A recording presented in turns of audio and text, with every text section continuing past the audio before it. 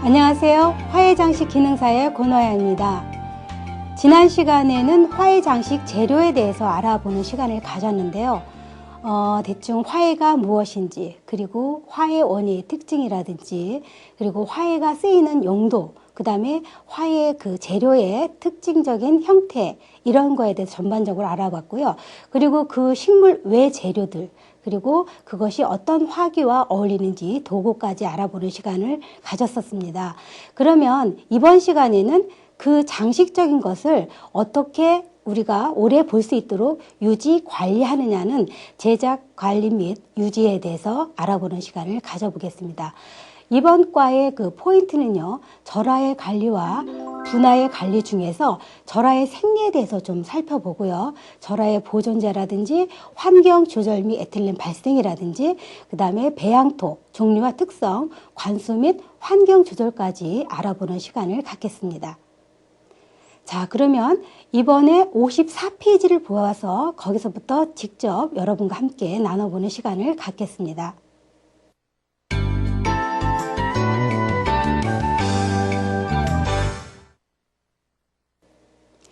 네, 절하의 그 관리를 보면은요, 절하의 생리가 나옵니다.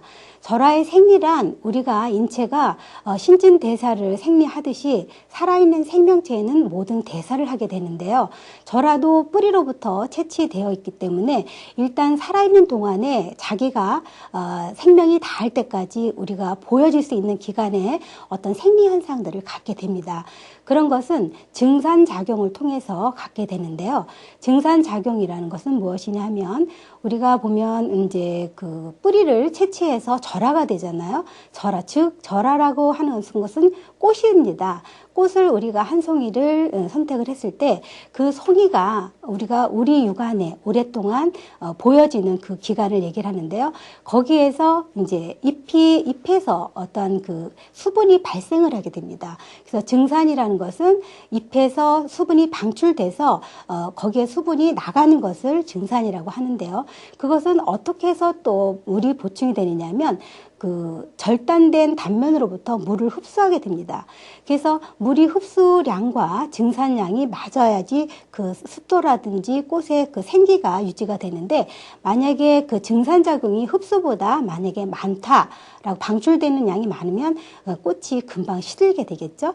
그래서 그러한 시드름을 방지하기 위해서 우리가 무단히 노력을 해야 되는데, 우선은 그 습도라든지 온도 같은 걸 내려서 습도도 적정수 습도를 유지하는 그런 방법론이 필요하고요. 그타 외에는 우리가 우리가 재료들, 그러니까 거기에서 그 절하 보존제라든지 이런 걸 약품을 통해서 좀 더 수명을 연장할 수 있습니다.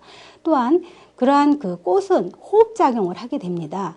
그래서 일단은 우리가 뿌리로부터 채취가 되어서 일단 자체에서 영양이 공급이 된다든지 이런 것들은 좀 못하죠. 그렇기 때문에 그 생화 자체가 수분을 발생하고 또 그것을 또 영양가를 보충해서 계속 자기의 생명을 다할 때까지 유지하는 것이 이제 호흡작용인데요. 우리 인체에도 이제 산소를 공급을 하면 계속 호흡이 유지가 되면서 대사 활동을 되고 우리가 호흡이 멈춰지면 사망을 했다고 합니다. 꽃도 마찬가지로 그런 호흡작용을 통하는데, 보통 그 뿌리로부터 이제 뿌리가 있는 분식물 장식 같은 경우에는 이제 뿌리로부터 영양분이 흡수가 되고요. 또 물도 줄기를 통해서 일단은 흡수가 되고 해서 광합성 작용을 합니다. 잎을 통해서. 그래서 영양의 어떤 그 당 에너지를 발생을 해서 그것을 소모하면서 꽃이 오랫동안 유지를 하는데, 절하 같은 경우에는 뿌리가 없기 때문에 생화 상태에서 그것을 유지해야 된다는 말이죠. 그래서 그 뿌리 부분으로부터 오지 못하는 그런 부분들을 우리가 당을 처리해 준다든지 호흡작용을 할 수 있는 그 광 에너지 대신에 당을 보충해서 호흡작용을 하게 됩니다. 그래서 잎을 우리가 보면은 그 잎을 이제 절단하지 않고 잎도 어느 정도 놔둬야 광합성 작용을 하는데, 햇빛을 받아야 광합성 작용을 하잖아요. 근데 식물 같은 절하 같은 경우에는 잎에서 이제 저조한 광합성 작용을 하게 됩니다. 그래서 광합성에서 탄수화물을 흡수하는 것 대신에 우리가 탄수화물을 인공적으로 넣어주는 그런 역할을 통해서 절하가 되도록이면 우리 눈에서 예쁘게 생생하게 볼 수 있도록 해주는 방법을 처리하게 되죠. 그래서 우리가 이제 후처리제와 전처리제로 나누어서 공부를 하게 되겠습니다. 절화를 어떻게 하면 우리 그 육안에서 예쁘게 장식이 될 때까지 오랫동안 볼 수 있느냐 이런 것인데요. 그러한 그 후처리 방법에는 보존제가 있어요. 자, 보존제의 주요 구성 성분을 보면은요, 주로 이제 당류가 있습니다. 그러니까 보통 이게 보존제는 이제 영양이 광합성 작용으로 인해서 영양을 제대로 공급을 받지 못하니까 절화의 경우는 당을 그 호흡할 수 있도록 넣어줘야 되거든요. 그래서 당류가 아주 대표적인데요. 당류에서는 이제 설탕으로 취급된 것은 슈크로즈, 그다음에 포도당, 글루코즈, 과당, 플록토즈 같은 당류가 대표적으로 쓰이고 있습니다. 그래서 우리가 이제 당류를 일반적으로 넣을 때는 설탕도 좀 넣고요. 아니면 김 빠진 사이다라든지 오렌지 주스라든지 이런 거를 우리 가정에서는 좀 넣어서 당을 보충을 할 수 있습니다. 그 다음에는 이제 살균제이겠는데요. 살균제에는 그 티오항산이라고 하는 여기 보면 HQCS, HQC, AgNO3 이건 질산은이죠. STS, TBZ, QAS, ALS, SO4,3라는 이러한 그 살균제들이 대표적으로 쓰고 있는데 이것들은 이제 우리가 약품으로 나와서 우리가 사용을 할 수가 있습니다. 다음은 이제 그 에틸렌이 그 억제제가 나오는데요. 우선은 에틸렌이 무엇이냐 하면은 에틸렌은 우리가 이제 그 유해가스나 성장 그 호르몬 종류인데요. 그러니까 노화 호르몬입니다. 그래서 성숙 호르몬이라고도 하고요. 꽃에서는 일단은 생화 자체가 노화가 되면은 좀 안 좋겠죠. 그래서 에틸렌이 굉장히 골치 아프게 이제 생각하고 있는 부분이라서 우리가 노화를 방지하려면 에틸렌을 억제하는 것이 생화에서는 굉장히 중요합니다. 그래서 에틸렌 억제제를 늘 쓰게 되는데요. 그 대표적인 예로서 STS, AOA, AVG 같은 그런 약품들이 가장 많이 쓰입니다. 다음은 절화보존제의 그 구성 성분 중에 또 식물생장 조절제가 있습니다. 식물생장 조절제라는 것은 지베릴린이라고 하는 GA가 아주 대표적인데요. 그 외에 BA라든지 ABA에서 식물이 그 생장하는 부분을 조금씩 이제 지연해 주거나 억제해 줘서 이제 좀 생명을 유지할 수 있게끔 해주는 것입니다. 그 밖에 이제 비타민제를 주로 쓰게 되는데요. 우리가 비타민 C 같은 거는 우리 사람에게도 필요하지만 그 식물한테도 굉장히 중요한 그 보존제 역할을 해주고 있거든요. 마치 그 영양을 공급하듯이 이제 비타민 C도 들어갑니다. 그 외에 구연산 같은 것도 굉장히 중요하고요. 유기산유가 많이 쓰이고 있습니다. 다음은 이제 중요한 것이 환경 조절이죠. 환경도 굉장히 그 생활에 그 도움을 많이 주죠. 그래서 우선은 그 환경이 어떤 환경이냐. 그러니까 우리가 보면은 생활을 그 보관하는 그 환경을 만들어주는 게 대표적인 것이 꽃냉장고라고 볼 수가 있거든요.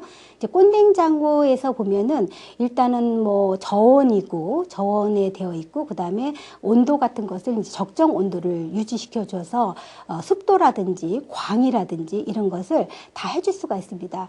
그러니까 식물의 그 절화에 그 필요한 광은 저온 강이죠. 그래서 1000룩스 정도를 보통 그 광을 쬐어주는 게 좋고요. 그 다음에 이제 그 온도 같은 경우에는 온대산하고 열대산하고 틀린데, 온대산은 보통 5도씩 그 섭씨 5도 정도를 유지해 주시는 게 좋고요. 열대산 그 식물들이 있죠. 극락조라든지 안시륨 같은 것은, 또 난류 이런 것들은 좀 더운 나라에서 그 생육하는 그러한 그 꽃이기 때문에 그런 것들은 그 최적의 온도를 맞춰줘야 됩니다. 그래서 보통 8도에서 15도 정도를 유지해 주는 게 좋고, 또한 습도도 굉장히 중요하죠. 습도는 보통 이제 그 인체도 마찬가지지만 습도는 한 70에서 80도 정도 습도를 유지하는 게 꽃에는 가장 적당하다고 생각합니다. 근데 공기 중에서는 이렇게 적정 온도와 적정 습도를 맞춰줄 수가 없어요. 그래서 보통 그 꽃집에서는 꽃냉장고 요즘엔 필수적으로 되어 있고요. 저도 이제 저희 학원에서 그 꽃냉장고를 취급을 하고 있는데, 처음에는 이제 그 집에 퇴근할 때는 그 꼰냉장고에 그 광을 씌워주는 것이 좀 전기가 좀 아깝다 그래서 끄고 다녔어요. 근데 어느 날 이 공부를 하면서 이것이 과연 그 꽃한테 좋은 게 아니구나. 왜냐하면 깜깜한 광을 씌워주지가 않으면 광이 들어가야 꽃잎 속에서 광합성 작용을 해서 계속 호흡을 유지하게 되거든요. 그래서 선도가 유지가 되는데 처음에는 전기세만 생각해서 우리가 암흑세계로 만들어 놨었어요. 그래서 그것이 무지하면 얼마나 우리가 일반적인 관리에서 여러분들이 소홀할 수 있는가 그런 것도 알려줄 수 있는 대표적인 예가 되겠습니다. 그래서 꽃냉장고는 그 광을 항상 그 램프를 켜놓고 밤에도 그 다음에 또 쉬는 날이라도 그 꽃이 냉장고에 있으면 선도를 유지하기 위해서 전기를 끄지 말고 가는 것이 하나의 요령이기도 하겠죠. 자, 다음에는 이제 에틸렌의 그 억제 작용에 대해서 이제 설명을 하겠는데요.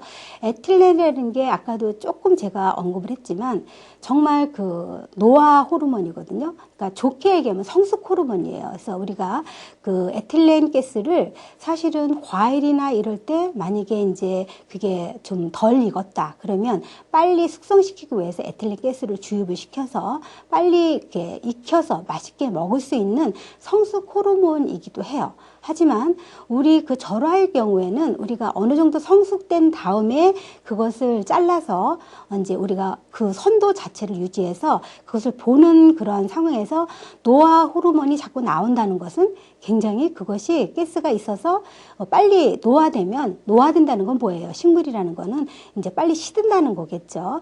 그래서 굉장히 안 좋은 요인으로 자리 잡고 있고 어떻게 하면 에틸렌 가스가 안 나오게 하느냐 이것이 이제 그 꽃을 연구하는 사람들은 그것을 억제하는 방법을 연구하는 게 굉장히 중요하다고 생각을 합니다. 그래서 에틸렌 가스의 그 화학 구조를 보면은 이제 탄소가 두 개 이중 결합이 있는데 거기에 수소가 붙은 아주 간단한 기체입니다. 그리고 무색무취하고요. 그래서 사실은 냄새가 없기 때문에 그 에틸렌이 어디서 나오는지 모르지만 보통 에틸렌에 그 민감한 꽃이 있고 또 민감하지 않은 꽃이 있는데 우리가 보면은 오래 가는 꽃이라고 생각하는 것들은 에틸렌이 주로 이제 민감하지 않고요. 둔하고요. 그 다음에 무슨 뭐 델피늄이라든지 장미, 카네이션 같은 거는 에틸렌 가스에 굉장히 민감해서 또 백합류 같은 거, 나리 종류 같은 경우에는 그 꽃 수술 같은 데서 또 에틸렌 가스가 이렇게 나오기도 하고요. 아니면 그 꽃에 그 상처가 있을 때 에틸렌 가스가 많이 발생을 해서 주위의 꽃들까지도 다 이렇게 빨리 노화를 할 수 있는 그런 성격도 있고요. 그래서 우리가 이제 에틸렌 가스를 발생하지 않게 하는 요령과 에틸렌이 정 나오는 곳에서는 에틸렌 약품 처리를 해서 그것을 억제하는 방법을 알지 않고는 잘 그 에틸렌을 제거할 수가 없다고 합니다. 그래서 주로 이제 에틸렌 가스가 이렇게 우리가 생활 속에서 제가 이렇게 관리하는 방법을 가르쳐 드린다면 우리가 이제 냉장고 같은 데서 이제 그 꽃을 보면은 우선은 꽃을 종류별로 놓으시는 게 좋아요. 아니면 국화는 국화대로, 카네이션은 카네이션대로, 나리는 나리대로 이렇게 두는 게 좋은데 대부분이 이제 꽃을 정리하다 보면 뭐 여러 가지가 조금 남아요. 그러다 보면 그것을 이제 못 우어서 이렇게 놓는 경우가 있거든요. 그랬을 때 그 환경이 굉장히 중요한데 에틸렌 가스가 굉장히 많이 발생을 한다고 합니다.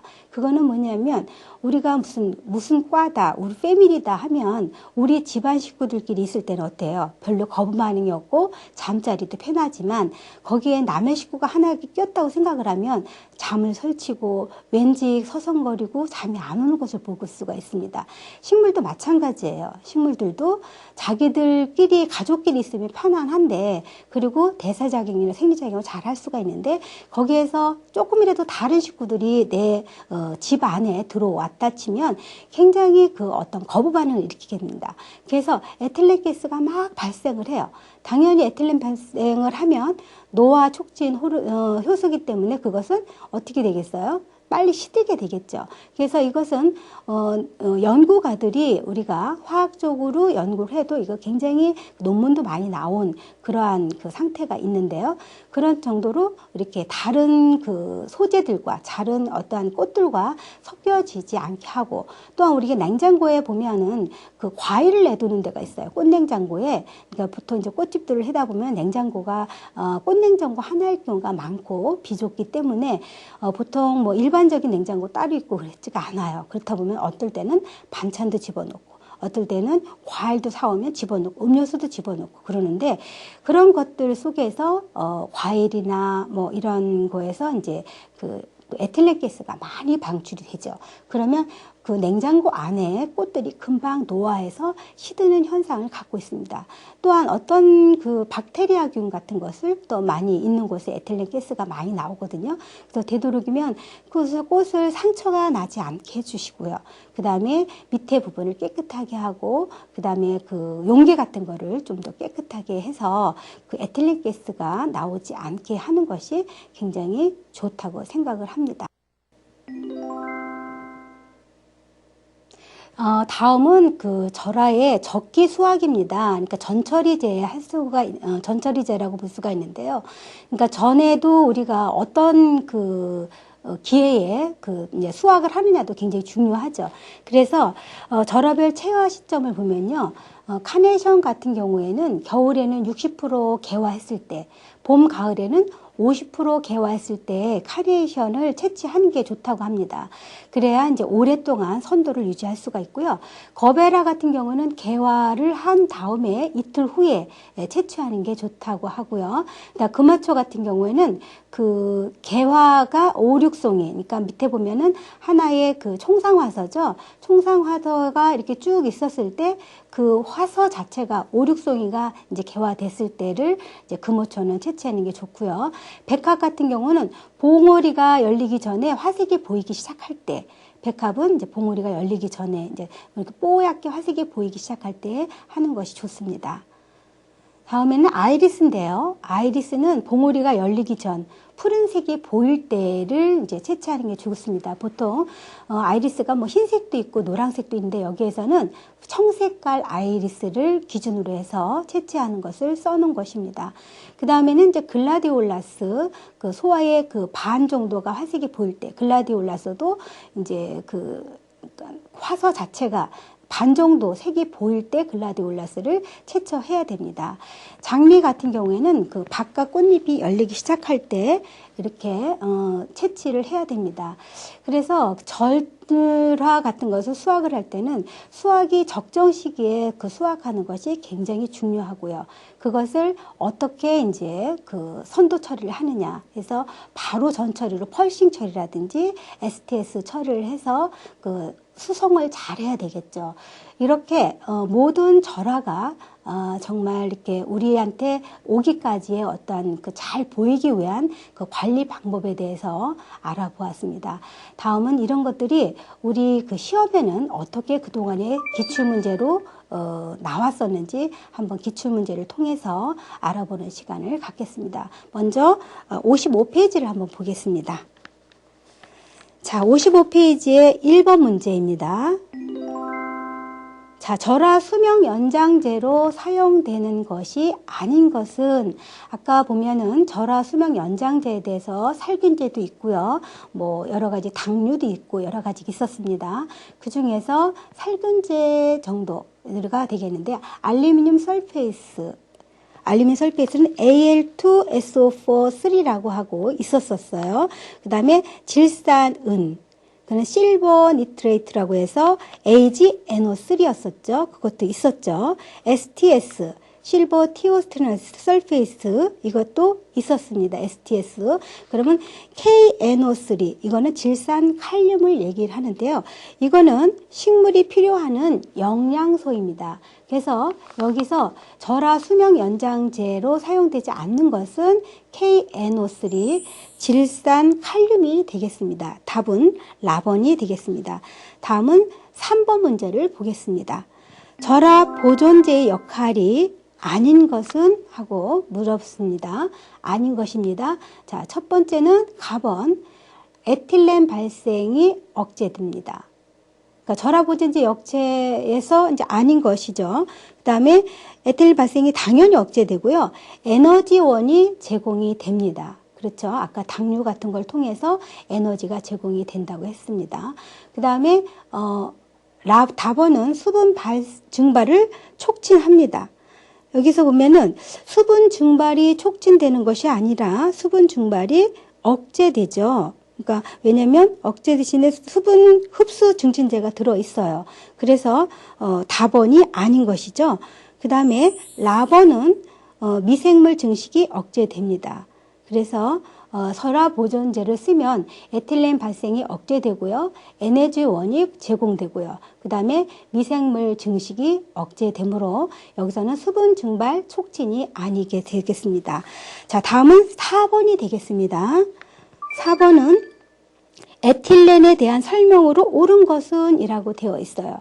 에틸렌에 대한 설명으로 옳은 것은 자, 가번 무색 무취의 액체상 호르몬이다 라고 했는데 액체상이 아니죠. 기체입니다. 그리고 나번 국화보다 카네이션이 에틸렌에 민감하게 반응한다. 맞죠? 국화는 에틸렌에 카네이션이 이제 민감하게 반응을 하는데 카네이션뿐만 아니라 델피니움이라든지 그다음에 뭐 여러 가지 그 장미라든지 이런 것들이 있습니다. 그다음에 다번은 식물의 노화 억제 호르몬이 다른데 식물의 노화 억제가 아니라 노화 호르몬이죠. 그래서 이것도 틀리고요. 그 다음에 에틸렌에 대한 민감도는 고온에서 감소된다고 했는데 저온에서 감소됩니다. 그래서 여기서 답은 나번 국화보다 카네이션이 에틸렌에 민감하게 반응한다가 되겠습니다. 자, 여기까지 해서 이제 우리가 시험 문제까지 풀어보았습니다. 다음은 분식물 관리에 대해서 알아보겠습니다. 자, 우선은 분식물 관리에 대해서 보면 토양의 조건이 있어요. 그러니까 우리가 분식물 여태까지는 절화에 대해서 공부했죠.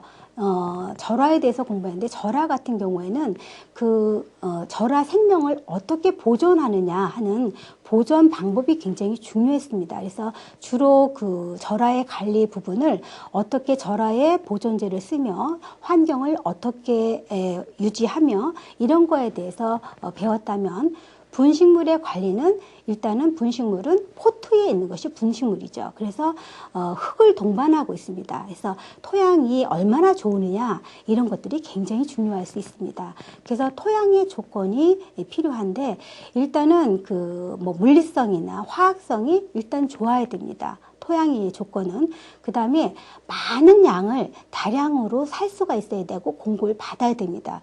그러기 위해서는 또 가격도 저렴해야 우리가 어떤 식물 같은 거를 내가 보고 싶어 하는 그런 식물들을 배양토를 사서 거기에 넣게 되겠죠. 그리고 이제 그것이 거기에다가 이제 균 같은 게 없어서 아니면 어찌 보면 그 흙을 사왔는데 흙 속에 어떤 그 다른 종묘 같은 씨앗 같은 게 들어서 그런 것도 있는 거 있거든요. 그래서 좋은 그런 흙이라는 것은 토양의 조건이라서는 다른 씨앗 같은 게 들어있지 않고 깨끗하고 무균이며 이러한 것들이 중요하고 또 우리가 분갈이 같은 거 했을 때 흙이 너무 딱딱하거나 또 너무나 이렇게 무거워서 들기 힘들면 또 안 되겠죠. 그래서 일단은 토양이 좀 가벼운 것이 좋다고 생각을 합니다. 자, 다음에는 토양의 그 종류에 대해서 이제 알아보겠는데요. 토양의 그 종류에는 무기질 토양이 있고 유기질이 있고 광물질이 있어요. 그래서 우리가 이제 무기질의 그 토양이라는 것은 이제 보면은 자연 토양을 보통 얘기를 할 수 있거든요. 그러니까 우리가 이제 흙이라든지 진흙, 마사 뭐 이런 것들이 그 무기질 토양이라면 유기질 토양이 또 있습니다. 유기질 토양에는 피트모스나 또 수태나 부엽토, 톱밥, 훈탄 이런 것들이 있죠. 또한 그 광물질을 재료로 있어요. 광물질 재료는 우리가 질석이라고 얘기하는 버뮤큘라이트, 그 다음에 그 진주로 한 펄라이트 앞면, 그 다음에 하이드로볼 이런 것들이 있습니다. 그러면 그러한 그 토양들이 어떨 때 가장 좋은 조건을 나타내느냐면요. 그러니까 액상이 이제 25%, 또 기상이 25%, 그렇게 해서 그 고상, 그러니까 고체죠. 고체가 50%, 그래서 100%를 만들어서 만든 토양이 가장 좋은 조건을 갖고 있는 그러한 토양의 그 공급률이라고 합니다. 다음은 이제 그 토양의 특징에 대해서 좀 알아보겠습니다. 사진을 곁들여서 알아보죠. 자, 피트모스가 있습니다. 피트모스는 이제 초본의 식물이 습지에서 퇴적돼서 완전히 분해되지 않고 탄화된 것을 말을 하는데요.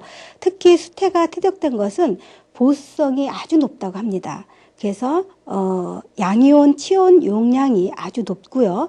보비력도 아주 좋다고 합니다. 그래서 이러한 그 피트모스 같은 것이 이제 있고요. 그 다음에는 수태가 있는데요. 수태는 여러분들이 이제 보통 많이 수업에도 썼을 것 같아요. 왜냐하면 이것을 이제 우리가 그 토피오리 제품 같은 거를 만들었을 때 보통 이제 어떠한 그 토대에다가 와이어 같은 토대에다가 수태를 입혀서 어떤 모양을 곰이나 거북이나 이런 모양을 만들고 거기에 식물을 이렇게 덩굴 식물을 유인해서 보통 하는데 거기에 보면 흙이 안 쓰여 있고 이렇게 이끼 수태 하얀 수태가 이렇게 감아져 있는 것을 볼 수 있습니다. 그래서 이러한 그 수태 같은 것이 이제 굉장히 좋게 그 영양을 보습하고 있고 수분도 잘 이제 배수도 좋고 그래서 많이 사용을 하고 있습니다. 다음은 이제 버미큘라이트인데요. 버미큘라이트는 이제 그 질석을 그 1000도씨 정도로 이제 가열을 합니다. 그러면 입자내의 공국을 팽창시켜서 이제 좀 가볍게 만든 그러한 그 흙을 말을 하는데요. 이것은 이제 무게가 모래의 15분의 1이라고 합니다. 그래서 역시 보수력, 보비력 이런 것이 있고 무균 있죠. 그러한 흙들을 이제 특성들이 잘 나타내서 많이 쓰고 있고요. 다음은 이제 버미큘라이트가 이제 질석이라면 그 다음에 그 펄라이트는 진주를 또 1000도씨 진주암이에요. 진주암을 1000도씨 정도로 가열해서 만든 것이 이제 펄라이트인데 이것은 하얗습니다. 흙이 하얗고 아주 예쁘죠. 그래서 이것은 역시 보수성, 배수성이 아주 높은 우수한 그러한 그 토양입니다. 그리고 이제 그 암면이라고 있는데요. 암면은 이제 1500도씨에서 육룡된 현무암 그런 것이 녹아서 내려온 것들을 암석을 섬유상으로 가공한 것입니다. 또 이런 것도 있고요. 그 다음에 하이드로볼, 지금 사진에 있는 하이드로볼은 보통 이제 점토를 구운 거예요. 그것을 800도씨 전후에서 점토를 구워서 이제 다공질, 공기가 좀 많이 들어가게 가볍게 만들어져 있는 그 소재입니다. 이렇게 해서 이제 흙에 대해서 좀 토양의 그 특성에 대해서 알아보았습니다. 다음에는 이제 관수가 되겠습니다. 관수는 물을 주는 거예요. 식물들이 이제 우리가 분식물을 이제 오래 우리가 감상을 할 수 있으려면 일단 흙이 좋아야 되고요. 그 다음에 물을 잘 줘야 되겠죠. 그래서 물을 잘 주는 것을 관수라고 합니다. 그러니까 관수가 굉장히 중요한 건 뭐냐면 우리가 보면은 시중에서 어떤 그 포트에 담아져서 이렇게 사갖고 오게 돼요. 그러면 집에 가지고 오면 그것이 이제 그 키우는 사람의 정성도에 따라서 뭐 쉽게 그 죽는 경우도 있고 어떤 사람은 이제 잘 키워서 그것을 분양을 해서 이웃집에 꽃을 피워서 또 주기도 하고 이런 경우도 있는데 우리가 관수를 잘하면 식물을 잘 자랍니다. 그래서 관수를 하는 방법을 알아야 돼요. 그래서 우리가 보면은 뭐든지 이렇게 애완견 같은 거 키우는 것도 정성껏 그 강아지와 대화를 하고 강아지의 그 표정을 보면서 어떻게 하면 그 아이가 강아지가 배가 고픈가, 뭐 잠자리가 불편한가, 그리고 어떤 영양 상태가 어떤가 살피는 사람들이 그 강아지를 잘 키울 수가 있는 것처럼 우리가 분식물 장식도 분식물을 내가 예쁜 걸 사갖고 왔다 그래서 사실은 그 관리하는 측면에서 이제 상점 같은 데서 아니면 농가에서 일단 생산해서 예쁘게 영양을 줘서 키웠다 하더라도 계속적으로 관수가 되지 않으면 그것이 살 수가 없습니다. 그래서 그 몫은 누구냐면 일반인이죠. 아니면 우리가 이제 가정에서 그것을 키우는 키우는 사람들의 몫인데 관수는 굉장히 중요합니다. 그 이후에 그 관리를 할 수 있는 거고 물을 통해서 영양을 또 공급을 받을 수가 있기 때문에 그 수분 공급이 굉장히 중요합니다. 그래서 우리가 이제 그것도 그 건생식물, 중생식물, 습생식물, 수생식물 이런 것들을 잘 알아서 내가 물이 어느 정도 필요한지를 알고 주셔야 되겠죠. 건생식물 같은 거는 이제 사막에서 주로 자라는 그 선인장류를 얘기를 하는데 우리가 게으른 사람들은 건생식물을 심으면 잘 키운다고 그래요. 그거는 부지런한 사람일수록 빨리 죽는다고 하는데 왜냐하면 건생식물 같은 거, 선인장류 같은 경우는 거의 한두 달 물을 안 줘도 잘 살 수 있습니다. 그렇기 때문에 그것을 알고 줘야지 다른 것처럼 일주일에 한 번씩 주면 바로 뿌리가 썩어서 죽게 되겠죠. 그 다음에 중생식물 같은 경우에는 이제 물을 일주일에 한 번 정도 이렇게 생각을 하는데요. 보통 꽃집에서 이제 그 꽃을 팔면 이것은 물을 얼마큼 만에 줘요? 라고 주기를 물어보게 됩니다. 그럼 대부분이 그냥 일주일에 한 번씩 주어요. 이렇게 얘기를 하지만 일주일에 한 번이라는 게 굉장히 위험한 말이죠. 사실은 그 식물마다의 그 생육 온도가 틀리고 광, 뭐 습도 이런 것이 다 틀리게 마련입니다. 그래서 일주일에 한 번에 다 맞춰줄 수는 없어요. 공산품이 아니기 때문에. 그래서 우리가 물을 주는 방법도 그러니까 표토 같은 것이 이제 말랐을 때 주는 것이 가장 좋다라고 얘기하고요. 그 다음에 습생식물이나 수생식물 같은 거는 물이 떨어지지 않을 정도로 이렇게 물을 보충을 하거나 그렇게 하면은 물을 관수가 되는 수가 있겠죠. 자, 다음에는 이제 관수 관리 시 주의사항이 또 있습니다. 관수 관리 시 주의사항에는 일단은 관수를 하려면 생장기에 많이 물을 줘야 돼요. 그러니까 내가 생육을 필요했을 때는 뭔가 수분도 영양도 필요하게 마련이거든요. 근데 생육이 끝나고 내가 휴면기에는 물을 주면 안 되죠. 그래서 대부분의 식물들은 겨울에 휴면에 들어가는 게 많아요. 그래서 걔가 그러니까 꽃이 없다 그래서 죽은 게 아니라 뿌리는 살아서 휴면하고 있습니다. 쉬고 있는 거죠. 그런데다가 물을 자꾸 주면은 걔가 질퍽거려서 잘 살 수가 없어요. 그래서 휴면기에는 덜 주고 그다음에 생장기에는 물을 그 대신 많이 준다. 또한 환경에 따라서 온도에 따라서 여름철 같은 데는 하루에 한 번도 줄 수가 있겠죠. 그리고 그 물을 줬을 때 또 이제 뭐 식전에 주느냐 또 밤에 주느냐 이런데 직장을 다니는 사람은 자기가 이제 잊어버리기 쉬우니까 밤에 주게 돼요. 밤에 주는 거는 굉장히 안 좋습니다. 왜냐하면 잠자리에 그 모든 그 식물도 사람과 똑같이 생체 리듬이 있기 때문에 밤에는 잡니다. 그리고 낮에는 활동을 하기 때문에 활동기가 줘야지 밤에 잠자리에 주면 굉장히 걔가 축축해서 잠을 못 자죠. 그게 바로 이제 관수를 몰랐을 때 하는 얘기죠. 그래서 겨울철이나 이럴 때는 좀 덜 주고, 그다음 밤에는 안 주고, 그리고 뭐 식전 뭐 이럴 때가 물주기 방법으로 좋다고 합니다. 그리고 여러 가지 떼양볕이 이제 내리칠 때는 여름에 이제 한참 뜰 때면 물을 많이 주면은 괴사 현상이 일어난다고 합니다. 그래서 검게 타서 죽기도 하고요. 그래서 우리가 물이 너무 갈증이 날 때 급작스럽게 물을 주면은 그것을 다 받아들이지 못하고 이렇게 꿀꺽 하다 보면 기도가 막히잖아요. 그런 경우와 마찬가지입니다. 식물도 관수의 그 요령 같은 것을 잘 알으셔서 해주시는 게 좋습니다.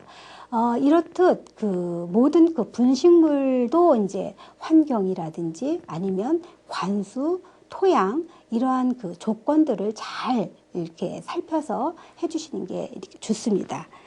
자, 다음에는 이제 그 환경 조절을 보겠습니다. 환경 조절에서는 관수 이제 다음으로도 중요한 게 환경인데요. 광이에요, 광. 그러니까 우선은 광이 있어야 식물들은 광합성 작용을 합니다. 그래야 그 식물들이 잘 자랄 수 있겠죠.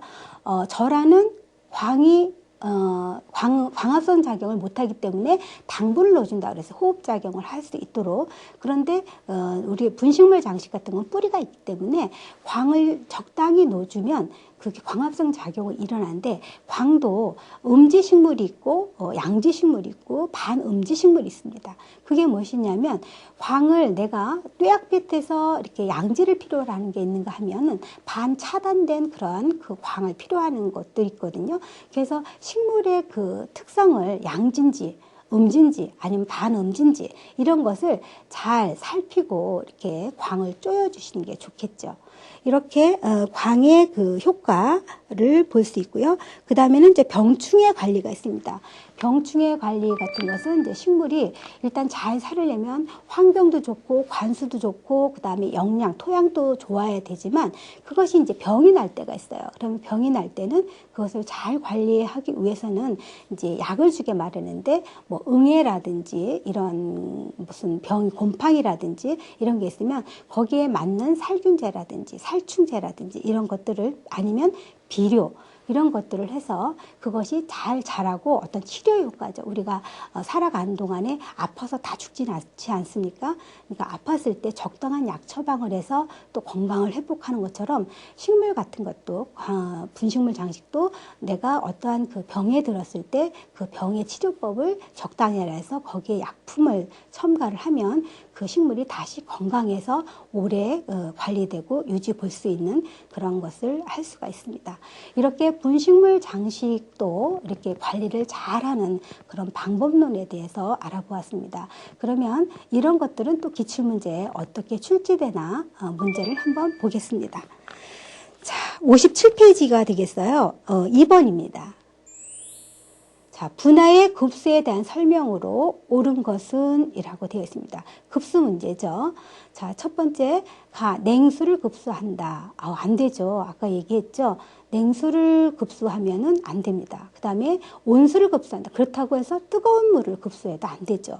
실온의 물을 급수한다. 답번이 맞겠네요. 실온의 물을 급수해야 합니다. 라번, 염분을 함유한 물을 급수한다. 아니죠. 실온의 물을 급수하는 것이 가장 그 분화에는 좋은 급수 방법입니다. 다음은 3번이 되겠습니다. 원예용 특수 토양에 관한 설명으로 틀린 것은 이라고 되어 있습니다. 틀린 것입니다. 자, 첫 번째, 수태는 이끼를 건조시켜 만든 것이다. 맞죠? 자, 부엽토는 낙엽을 썩힌 것으로 만든 것이다. 맞습니다. 3번, 답은 나무 껍질로 만든 것을 질석이라고 한다. 아까 질석이 뭐라 했어요? 버미큘라라고 했죠? 나무 껍질로 만든 것은 우리가 양난 같은 데 많이 이렇게 화분에 들어 있습니다. 바크라고 합니다. 바크. 그래서 여기서 틀린 것은 답이 되겠습니다. 라번은 진지함을 고온에서 가열하여 만든 것을 펄라이트라고 한다. 예, 맞죠? 펄라이트입니다. 다음은 4번을 보겠습니다. 4번은 다음 중 분식물의 관수 방법으로 틀린 것은 바로 우리가 관수에 대해서 공부를 했었죠. 자, 가번 6, 8월에는 여름이네요. 빛이 뜨거운 낮에 물을 주는 것이 좋다라고 했는데 이것은 틀리죠. 그렇죠. 이거가 답이 되겠네요. 그렇죠? 6, 8월에 여름에는 빛이 뜨거운 낮에 주면 아까 괴사 까맣게 타서 죽는다고 했습니다. 그래서 절대로 안 되고요. 이것은 햇볕이 뜨기 전 식전 같은데 아니면 10시 이전에 물을 주는 것이 좋습니다. 겨울에는 오전 10시경 미지근한 물을 이용한다. 예, 그렇죠. 그러니까 여기에서 보면은 겨울철에는 오전 10시경이고 너무 차가운 물을 주면 안 돼요. 그리고 겨울에는 식물의 휴면기임으로 물을 적게 줍니다. 맞죠? 그 다음에 라번 싹이 날 때는 수분이 마르지 않도록 물을 줍니다. 생장기에는 물을 많이 준다고 되어 있습니다. 자, 이렇게 해서 우리가 절하의 관리와 또 분식물의 관리까지 알아보았습니다. 이 시간에 우리가 이제 유지 관리하는 방법을 알았는데요. 여러분들이 이 관리면이 얼마나 중요한지 굉장히 이 시간을 통해서 잘 알았을 것입니다. 여러분들 화훼 장식을 잘 관리하셔서 정말 꽃도 예쁘게 오래 볼 수 있고 분식물도 오래오래 키우는 그런 여러분들이 돼서 좋은 시간 되시길 바랍니다. 저는 다음 주 이 시간에 다시 뵙겠습니다. 감사합니다.